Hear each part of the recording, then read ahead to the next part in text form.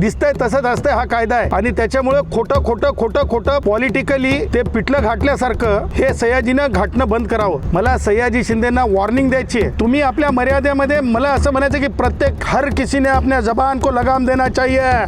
सयाजी ये बात ध्यान रखना भाई. कुठे असते ते काय म्हणतात हज वाले नहीं है, हम हज नहीं जाते हैं, हम हज नहीं जाते हैं.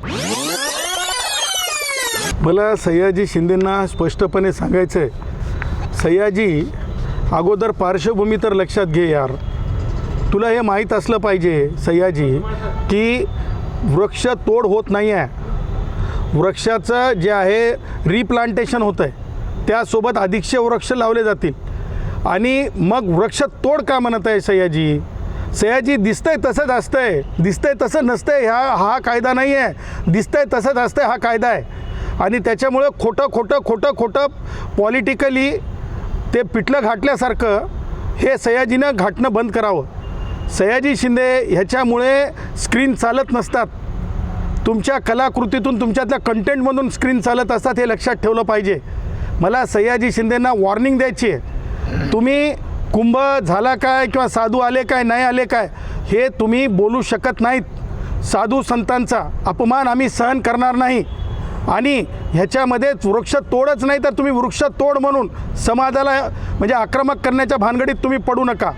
कारण कुंभ हे एक धार्मिक अधिष्ठान आहे आणि ते भारतीय संविधानाने दिलेला अधिकार आहे. संतांचा मत ते कोणत्याही धर्माचे संत असोत, साधू असोत, त्यांचा अपमान सहन केला जाणार नाही. तसं संविधानामध्ये तुम्हाला मुभा नाही आहे. तुम्ही पॉलिटिकली जर एखाद्याचे होऊन सयाजी जर हे बोलत असतील तर मला असं वाटतं सयाजीच्या आयुष्यामध्ये म्हणजे कलाकार म्हणून काही शिल्लक राहिलं नाही का, असा माझा प्रश्न आहे सयाजीला. आणि त्या पुढं जाऊन सयाजी जे भारतीय संविधानाने दिलेला अधिकार आहे आणि कायद्यामध्ये रिप्लांटेशन आहे, कायद्यामध्ये अधिकचे झाडं लावण्याचा निकाल आहे माननीय उच्च न्यायालयाच्या नागपूर खंडपीठाचा, हे जर फॉलो होत असेल तर आपण माननीय मंत्री गिरीश महाजन साहेबांना टार्गेट करू शकत नाही. तुम्ही आपल्या मर्यादेमध्ये मला असं म्हणायचं की प्रत्येक हर किसी ने अपने जबान को लगाम देना चाहिए. सयाजी ये बात ध्यान रखना भाई.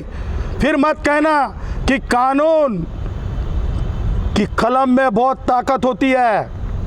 त्याच्यामुळे माननीय गिरीश महाजन साहेबांनी स्पष्ट केलेलं आहे वृक्षतोड नाही आहे, रिप्लांटेशन आहे, त्याच्यासोबत अधिकचं प्लांटेशन असणार आहे. साधू संतांचा अपमान करण्याच्या तुम्ही भानगडीत पडू नका.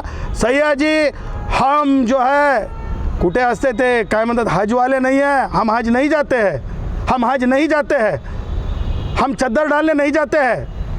भारत का अधिकतर समाज हा जो आहे कुंभला मानणार आहे, संत समुदायाला मानणार आहे आणि कुणाचा तरी होऊन हम चद्दर की बात नहीं करते हैं, हम साधुओं की बात करते हैं, हम भारत के संविधान की बात करते हैं. और जहाँ भारत के संविधान की बात होती है मुझे ऐसा लगता है कि ते काय पाणी कम चाय आहे ते सयाजी शिंदेचं बोलणं पाणी कम चाय आहे.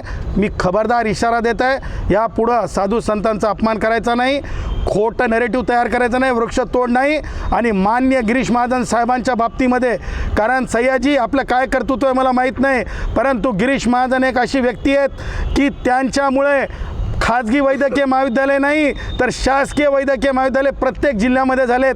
लाखो करोडो जे सामान्य गरीब असतात त्यांना की नाही औषध उपचाराची व्यवस्था झालेली आहे, असे ते मंत्री आहेत. इतिहासात लिहिलं जाईल काँग्रेसांच्या काळामध्ये सयाजी खाजगी वैद्यकीय महाविद्यालय अभियांत्रिकी महाविद्यालय झालेले आहेत. गिरीश महाजनच्या काळामध्ये सगळीकडे सगळ्या जिल्ह्यांमध्ये शासकीय वैद्यकीय महाविद्यालय झालेत. अशा कर्तबगार माणसाच्या विरुद्ध ऐकून घेतलं जाणार नाही. जशास तसं उत्तर दिलं जाईल.